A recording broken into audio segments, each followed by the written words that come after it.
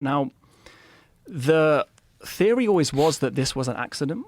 When we just had Flores, the theory was that it was accidental drift. And a couple of humans were swept out to sea and somehow survived the stormy ocean and the tropical sun, clinging to some driftwood and made it to Flores and somehow survived and colonized the island. But now that we've got Flores, Luzon, and Sulawesi, 3 islands all in the same region, all separated by this ocean boundary, I think it's starting to point less towards accident and more towards behavior, right? More towards a deliberate sea crossing. Because to colonize, I was doing some research because of these discoveries, and there's actually been a few papers from NASA on how many humans you need to colonize an isolated landmass. Because NASA were doing it for, like, if you were going to Mars or something, and you need a certain amount of humans of breeding age to not have like genetic problems in the population.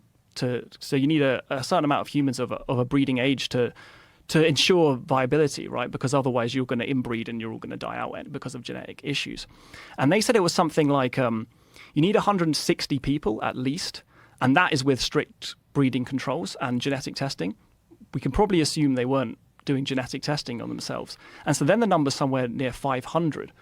So what are the chances that 500 individuals were all swept out to sea at the same time, all survived the crossing and all landed on an island and colonized it? That's a huge amount of humans for an accident, do you know what I mean? And then 3 times in 3 separate islands, all in the same region.